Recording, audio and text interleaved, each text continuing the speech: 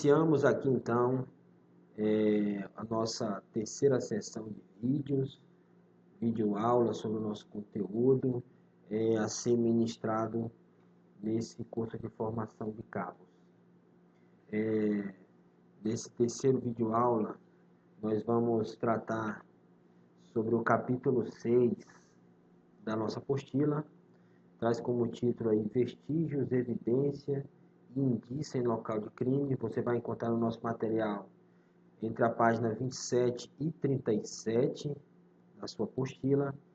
E vamos nos propor aqui a definir o conceito de vestígio, evidência e indício. Eu peço muita atenção dos senhores para os conceitos que forem aqui transmitidos aos senhores, tanto de vestígio, de evidência e de indício. É comum o grosso da população, o senso comum, misturar esses conceitos. Tratam tudo como vestígio, tudo como evidência, tudo como indício. Mas, tecnicamente, quando você verifica na doutrina, você nota diferenças consideráveis entre esses três conceitos que a gente vai, durante essa aula, dispor aos senhores. Tudo bem? Então, peço que fiquem atentos. E nós vamos começar, então, essa parte com o conceito do que vem a ser vestígio. Então, tá, senhores. Vestígio, a gente vai entender aqui como material bruto que o perito constata no local do crime ou faz parte de um conjunto de exame pericial qualquer. Então, pessoal, muito importante esse contexto. Vestígio é um material bruto, tá ok? Quando eu falo de vestígio, eu falo material bruto. E bruto significa o quê? Que ele não foi analisado, ele não foi examinado. Então, isso são vestígios, tudo bem? Então, material bruto que o perito constata no local do crime, faz parte de um conjunto de exame. Então, ainda está passível de ser analisado. E aí, a gente pode dar exemplos aqui, ó, tudo que tem relação com o fato investigado.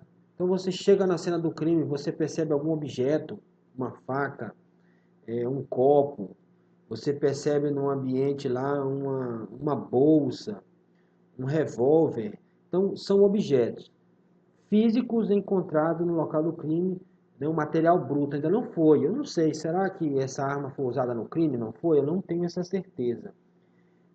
A pendência dessa certeza é que faz desse objeto, desse material bruto, ser considerado um vestígio. Pode ser uma marca, você encontra ali uma marca de um coturno, marca de um tênis, de um chinelo, então uma mancha de sangue, tudo isso são vestígios, é um material bruto. Eu não sei, ainda vou analisar. Será que isso aqui já não estava antes do crime? Eu ainda tenho essas incertezas, mas eu constato a presença desses objetos. Então, esses objetos, essas marcas, ainda pendente de análise, é o que nós denominamos aqui no nosso conteúdo com o nome de vestígio. Então, vestígio, após estudado e interpretado pelos peritos, possa se transformar em prova. Lembra que eu falei para vocês, pô, tem lá, tudo bem, eu encontrei uma faca, mas será que é a faca utilizada no crime? Pode ser que ainda não seja. Então, eu não tenho certeza se tem ou não relação com o crime, por isso que é vestígio. Depois de examinado, interpretado, aí vai mudar essa classificação. Mas, por enquanto, se trata de um vestígio. Né? Pode estar individual ou associado a outros, né? Para a gente poder criar um entendimento do que possa ter acontecido. Então, todos os vestígios encontrados no local do crime, que possa elucidar os fatos e tem relação com o crime. Né? Eu ainda tenho que comprovar isso.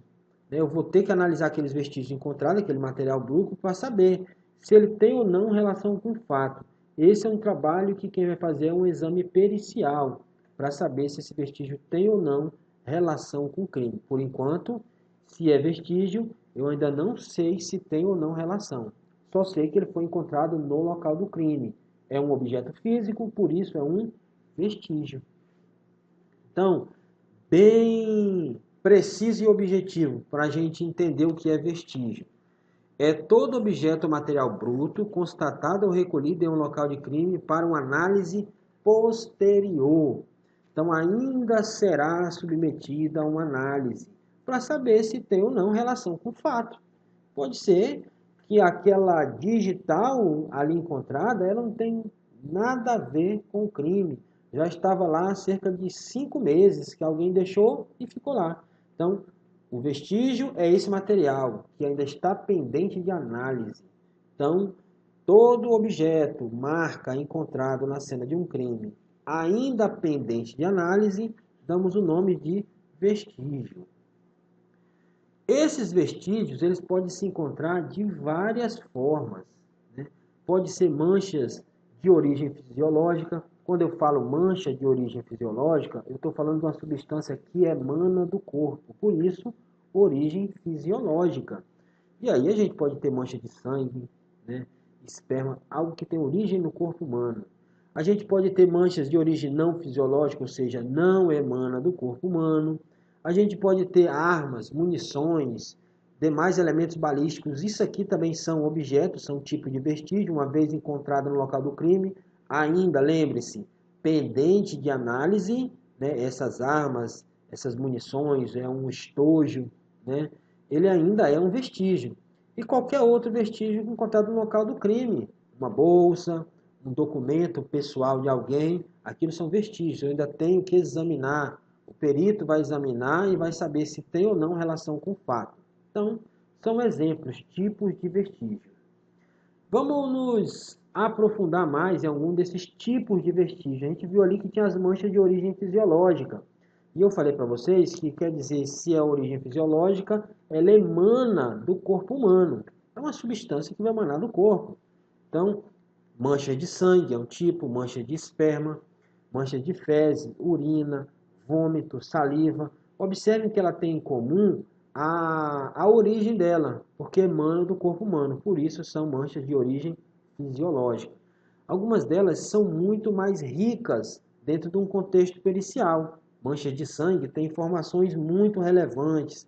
Manchas de esperma também um valor precioso na análise criminal, porque ela pode identificar pessoas, né, por meio de uma análise genética.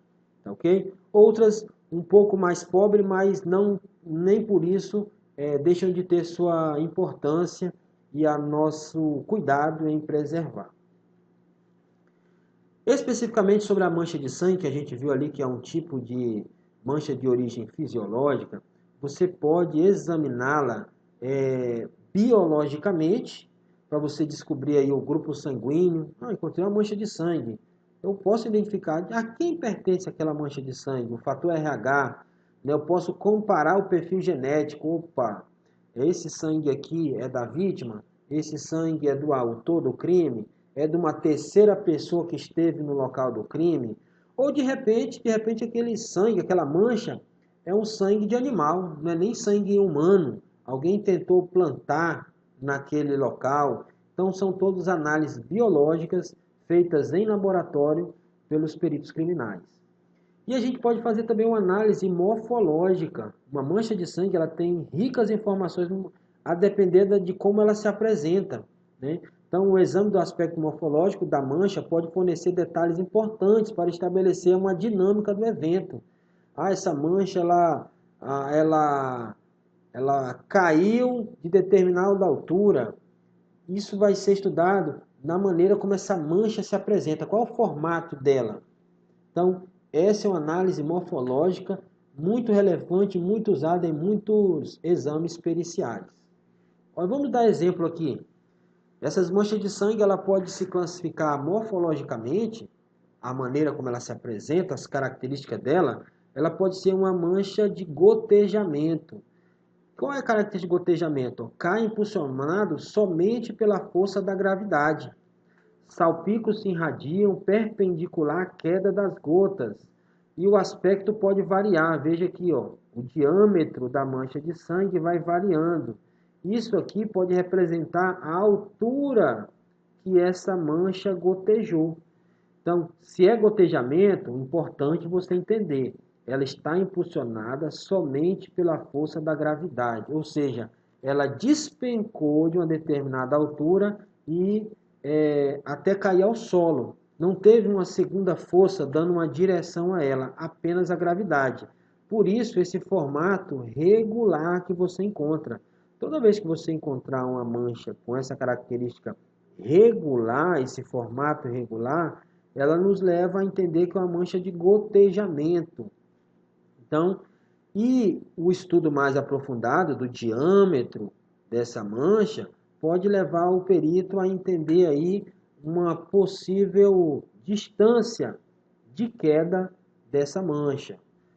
E tem alguns vídeos aí que, se você tiver mais interesse, os vídeos complementares nossos, tem uns casos famosos, né, bem conhecidos no Brasil, como o caso da Isabela Nardoni. Dê uma olhada nos nossos vídeos complementares, você vai ver ações da perícia, o estudo, o exame e análise de manchas como essa, de gotejamento, encontradas no local, que ajudaram a esclarecer aquele crime que chocou o nosso país. Nós temos ainda um segundo tipo de mancha, se apresenta morfologicamente da seguinte forma: nós damos o nome de projeção ou espargimento.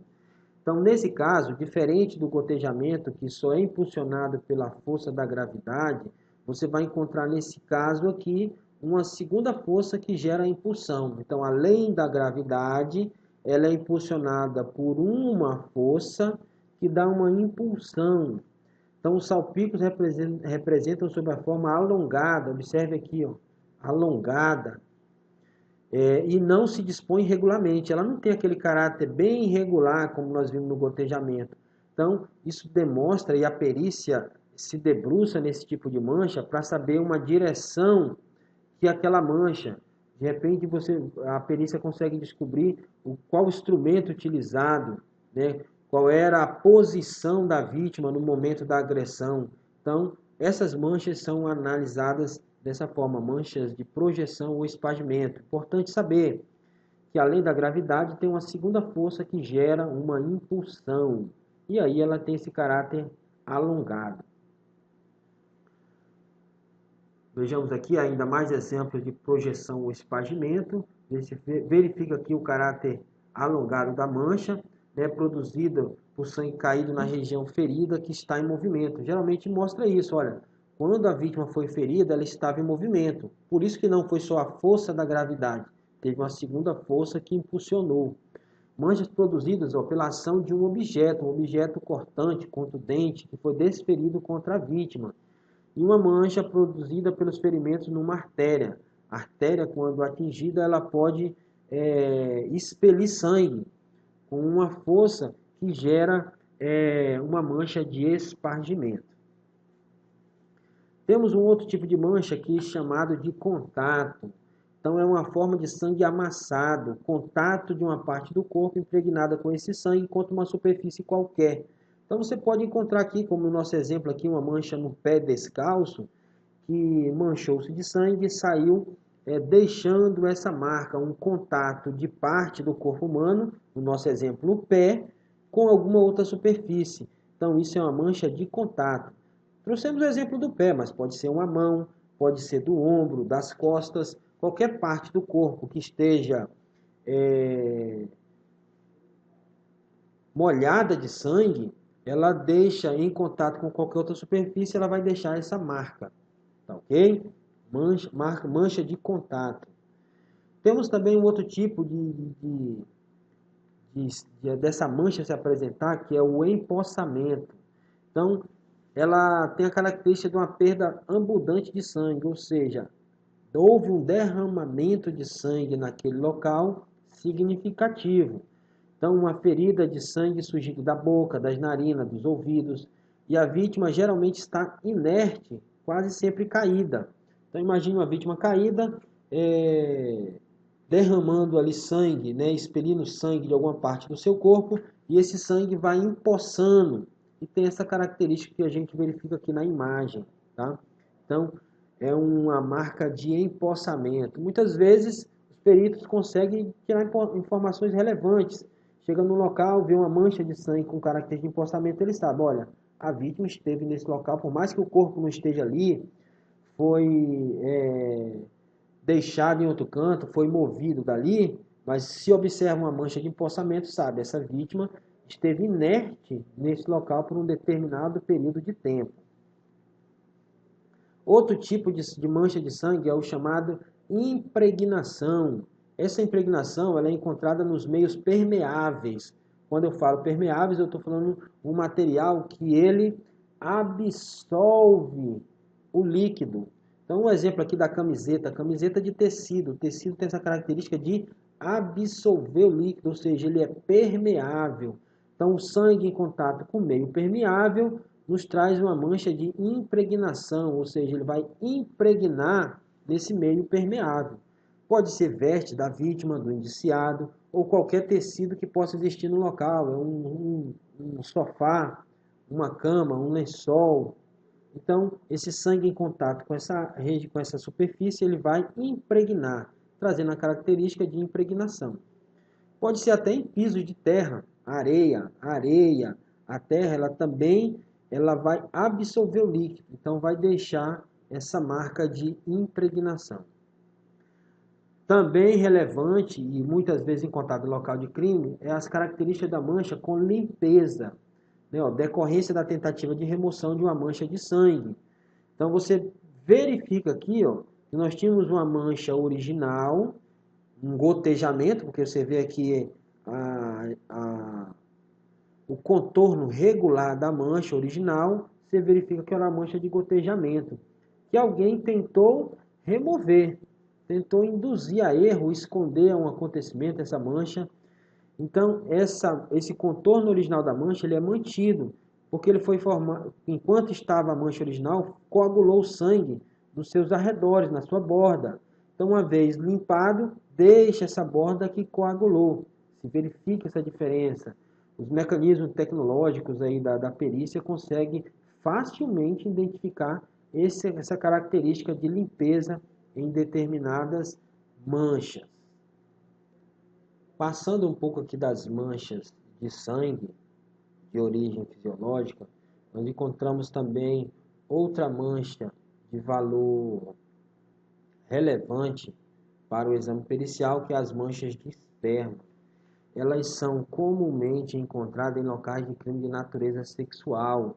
Então, deixa marcas de manchas de esperma, seja em preservativos, muitas vezes também nas roupas de cama, onde aconteceu aquele crime de natureza sexual, nas vestes da vítima daquele crime. O próprio suspeito pode deixar nas suas vestes marcas, manchas de esperma.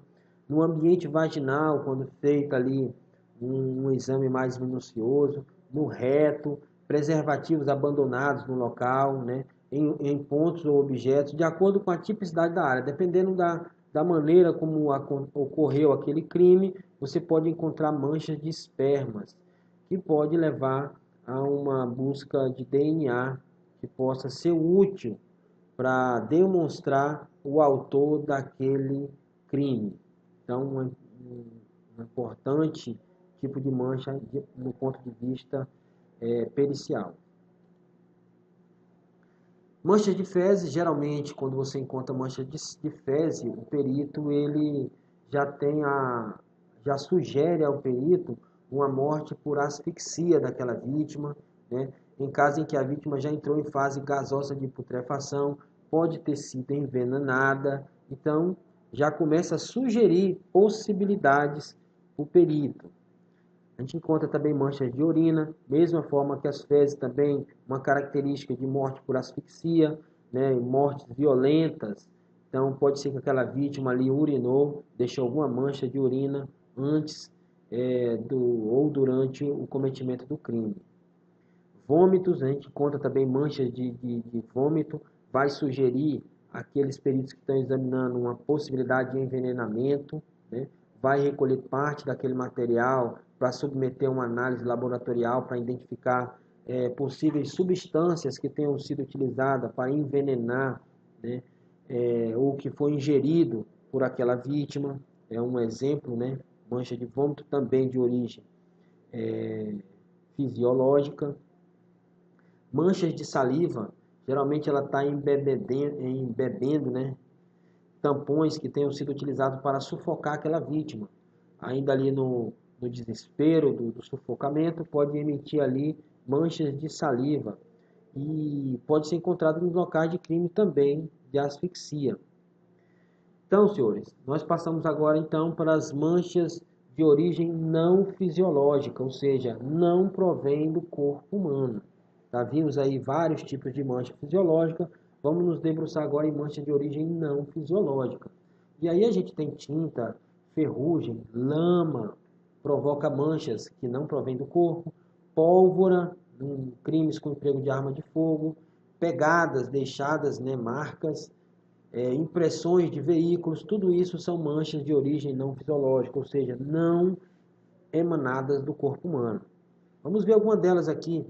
Quando a gente fala em tinta ou pintura, você encontra, né? Comumente a gente viu aí vários, tem sido comum, o roubos a caixas eletrônicos por meio de explosivos, já há dispositivos que mancham as cédulas que estão ali na tentativa de facilitar a identificação dessas cédulas que porventura tenham sido produto do furto. Tintas, né, que são comuns em acidente de trânsito também, né, a colisão entre veículos, se deixa marcas de um veículo no outro, é algo que é um ponto observado pelos peritos, né, indica a região que houve aquele choque, né, a cor do veículo que pode ter ali colidido, né, o sentido do atrito, são todas análises em cima da tinta ou pintura emitida num caso de acidente. A ferrugem também apresenta muita semelhança com mancha de sangue, pode levar a uma confusão, né? Mas a análise pericial consegue distinguir. É encontrada nas vestes da agente ou da vítima, ela pode indicar que a arma ou instrumento se achavam oxidados, né? Utilizou ali uma arma, estava na cintura, nas vestes, né? Deixou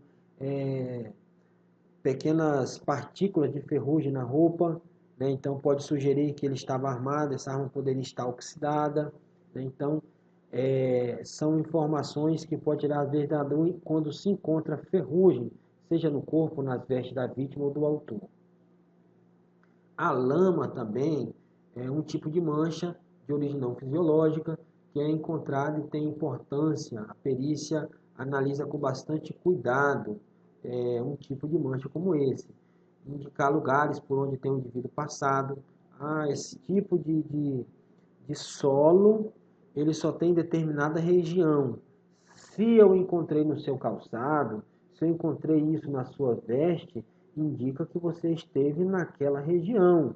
Então esse é um ponto de vista, um olhar da perícia quando encontra aí uma mancha de lama, seja num calçado, numa roupa, tá? Então encontrado nos pés descalços, calçado, nas roupas, no local de crime, né, precedente de terrenos, estradas, ruas sem calçamento e etc. Temos um caso também bem comentado a nível nacional da advogada Messia Nakashima, né, lá no estado de São Paulo, que ela foi encontrada, os peritos, quando estavam examinando, encontraram manchas, né, de lama, né, aquele material encontrado apenas na região onde o corpo da vítima foi localizado. Logo, ligou esse suspeito com quem foi encontrado essas manchas com o local do crime. Então, esse é um ponto de vista importante para análise pericial. A pólvora também pode se deixar manchas que são importantes e a perícia certamente vai buscar identificá-las. Encontradas no corpo da vítima, nas imediações do ferimento, quando um disparo a curta distância, pode deixar na própria vítima marca dessa pólvora, né? Pode deixar nas vestes da vítima e do agressor. No momento do disparo, se emite ali partículas de pólvora, que vai ficar nas vestes do autor, da vítima, nas mãos do autor e da vítima também. Então, são partículas que, uma vez localizadas, podem sugerir informações importantes para a perícia. As pegadas produzidas por pé descalço, calçados, essa pegada pode ser dinâmica ou estática, a perícia consegue aí ter esse olhar mais preciso para identificar se estava em repouso ou não. Encontradas isoladas ou em conjunto, isso tudo análise pericial, que vai se debruçar sobre esse tipo de pegada. Os veículos também vão deixar no local rastro, um arrastar de pneus, uma frenagem mais brusca, pode deixar naquele pavimento uma marca desse veículo, que vai ser também estudada pericialmente, inclusive podendo até indicar velocidade do veículo, informações muito relevantes para a perícia. As armas, as munições e demais elementos balísticos são objetos que, uma vez encontrados no local do crime, são considerados como os vestígios. Lembrando, ele é vestígio se ele ainda está pendente de uma análise. Nós estamos ainda falando de vestígios, ou seja, a perícia ainda não examinou, mas foi encontrado no local do crime. Então, essas armas, um estojo, um projétil encontrado no local de crime, ele é um vestígio se ele ainda estiver pendente de análise. Então, é estojo, projétil, as buchas, geralmente espingardas, esses cartuchos de espingardas, ele tem buchas, chamadas também de separadores, separando a carga de pólvora propulsora com os balotes, os chumbos que vão ser ali projetados. As moças também, a gente vai entrar nesse detalhe das moças produzidas, encontradas no local de crime e as possíveis perfurações. Vamos primeiramente falar sobre os estojos. Então, são armas semiautomáticas, automáticas de repetição, que ao disparar, ela ejeta esse estojo, essa cápsula, que uma vez localizada no local de crime, ela tem informações relevantes. Num estojo como esse, você pode encontrar a origem dessa munição por meio do lote, as munições vendidas para o poder público, para o Estado, geralmente ela é identificada com um número de série, um número de lote, geralmente posta aqui nessa região, no culote da munição, você vai encontrar são feitos por meio de laser, talvez, dependendo do local, da claridade, às vezes a gente nem consegue ver a olho nu, mas é posto nessa região. As munições utilizadas pelo Estado, elas são identificadas o lote, para facilitar depois a identificação. Esse projétil também, ele pode trazer informações digitais de quem possivelmente tenha praticado ação criminosa.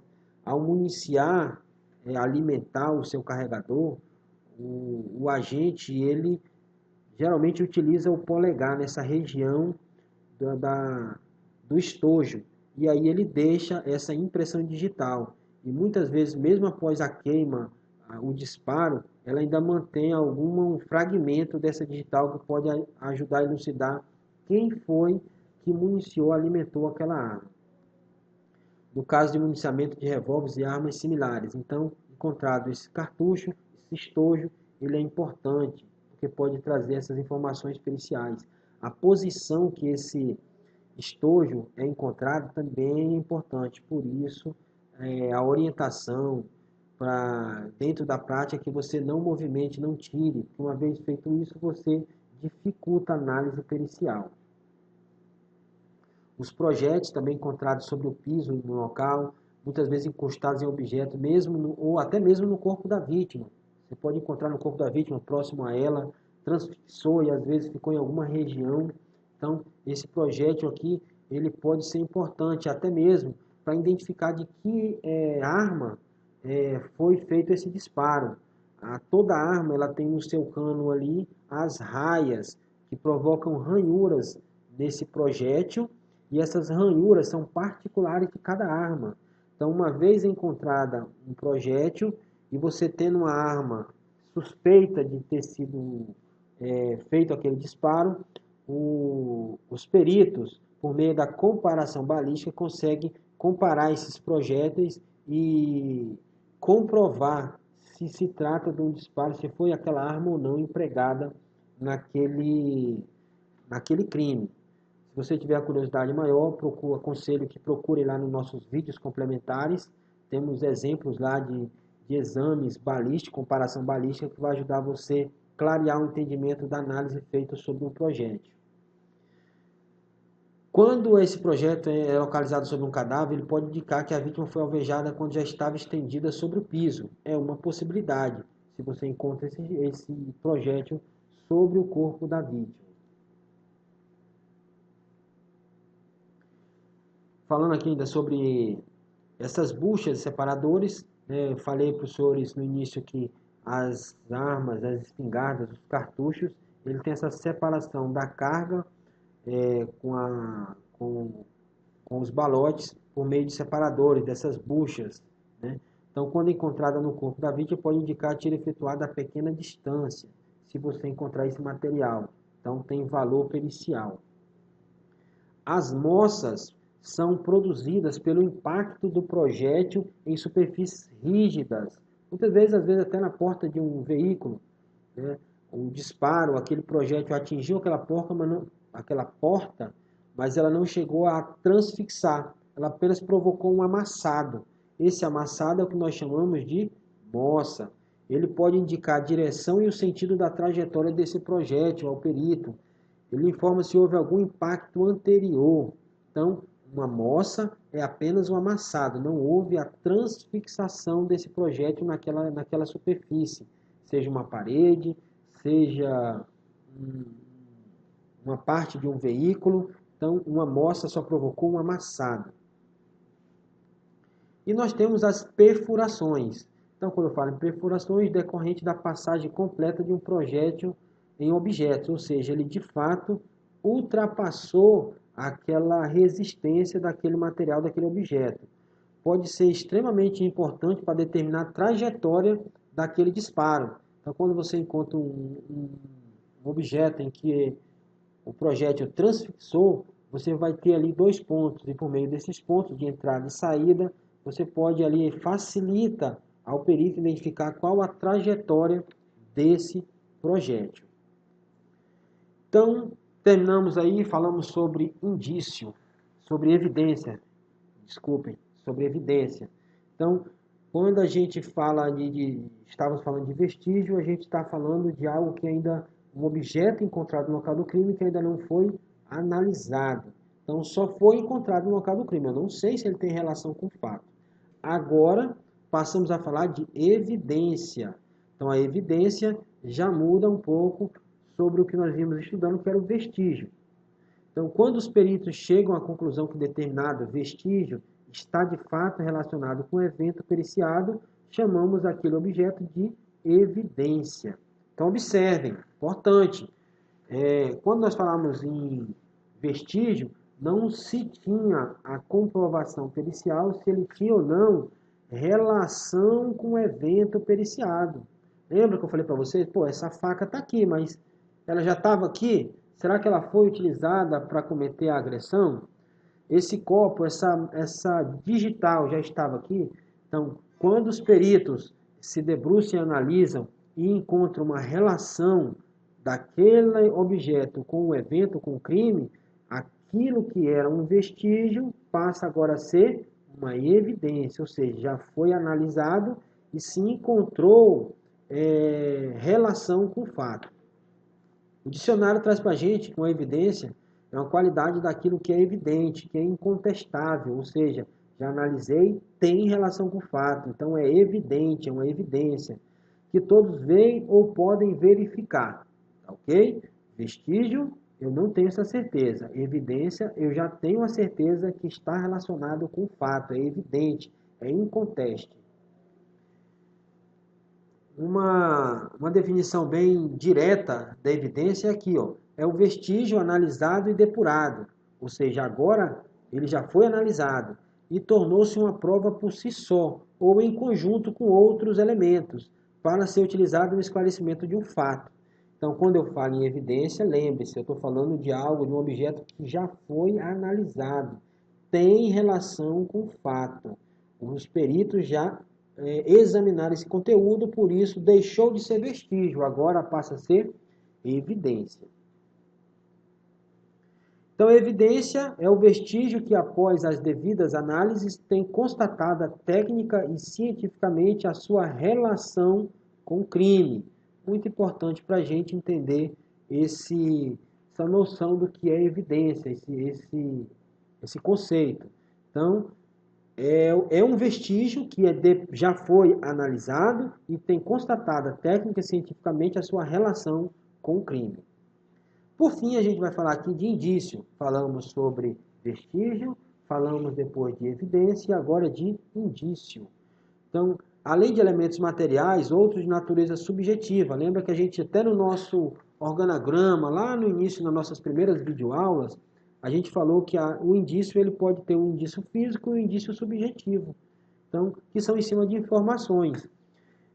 Estão excluídos todos os demais meios de prova. O Código de Processo Penal, no artigo 239, ele traz uma definição do que vem a ser esse indício. Vejamos, considera-se indício, isso está no Código de Processo Penal, a circunstância conhecida e provada que, tendo relação com o fato, autorize por indução concluir-se a existência de outra ou outras circunstâncias. Então, pessoal, vejamos, quando eu falo indício, é um tipo de prova que ele já me traz um esclarecimento, já me permite induzir. Opa, esse crime aconteceu dessa forma. Fulano está envolvido por razão disso e dessa prova. Então, o indício ele já nos permite tirar conclusão, tá ok? Essa é uma característica de um indício. Então, é uma expressão utilizada no meio jurídico que significa cada uma das informações periciais ou não relacionadas com o crime. Então, ele já te permite pensar, te permite definir quem pode ou não ter ligação com aquele crime. Tá ok? Encerramos aqui então, senhores, mais um vídeo aula, tá ok? Espero que tenha sido esclarecedora. Essa é uma aula importante para o nosso conteúdo, com muitos conceitos. Espero que os senhores voltem lá na apostila de vocês, deem uma nova estudada. E se ainda assim possa restar alguma dúvida, eu indico que os senhores estejam postando no fórum, no terceiro fórum do nosso conteúdo, as dúvidas referentes a esse conteúdo. Tá ok? À medida do possível, eu estarei esclarecendo e tentando auxiliá-los. Bom estudo a todos. Nos encontramos no nosso próximo vídeo aula.